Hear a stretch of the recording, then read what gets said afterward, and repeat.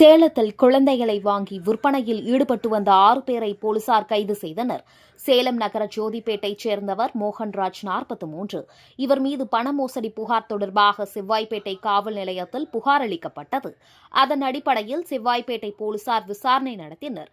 விசாரணையில் மோகன்ராஜ் செல்போனை ஆய்வு செய்தபோது பச்சிளம் குழந்தையுடைய புகைப்படங்கள் அதிக அளவில் இருந்தது. விசாரணையில் கடந்த சில தினங்களுக்கு முன்பு மோகன்ராஜ் ஈரோட்டில் இருந்து ஆண் குழந்தையை வாங்கி வந்து சேலத்தில் விற்றதும் இதற்கு மோகன்ராஜின் மனைவி நாகசுதா உடந்தையாக இருந்ததும் தெரிய வந்தது. குழந்தை விற்பனைக்கு உறுதுணையாக இருந்த ஈரோட்டைச் சேர்ந்த பர்வீன் பானு, பத்மாவதி, ஸ்ரீதேவி ஆகியோர் சேர்ந்து மோகன்ராஜ் மூலம் 3 குழந்தை பெற்று இருப்பதும் 3 ஆண்டுகளாக குழந்தை விற்பனையில் ஈடுபட்டதும் தெரிய வந்தது. விசாரணையை தனிப்படை அமைத்து தீவிரப்படுத்திய நிலையில் போலீசார் குழந்தை வாங்குவது போல ஜனார்த்தனன் என்பவரிடம் விற்பனைக்கு குழந்தை இருந்தால் கொடுக்குமாறு கேட்டுள்ளனர்.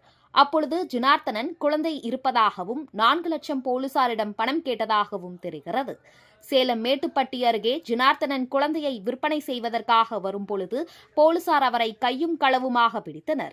இந்த நிலையில் நேற்று மோகன்ராஜ், நாகசுதா, பர்வீன் பானு, பத்மாவதி, ஜனார்த்தனன், ஸ்ரீதேவி ஆகிய 6 பேரை கைது செய்து விசாரணை நடத்தியதில் சேலம், ஈரோடு, நாமக்கல், கரூர், திருப்பூர், கோவை, தருமபுரி, கிருஷ்ணகிரி உள்ளிட்ட கொங்கு மண்டல பகுதிகளில் குழந்தைகள் இல்லாத தொழிலதிபர்களுக்கு குழந்தைகளை ஏழை எளியவர்களிடமிருந்து சட்டவிரோதமாக வாங்கி பல லட்சங்களுக்கு விற்பனை செய்தது தெரிய வந்தது.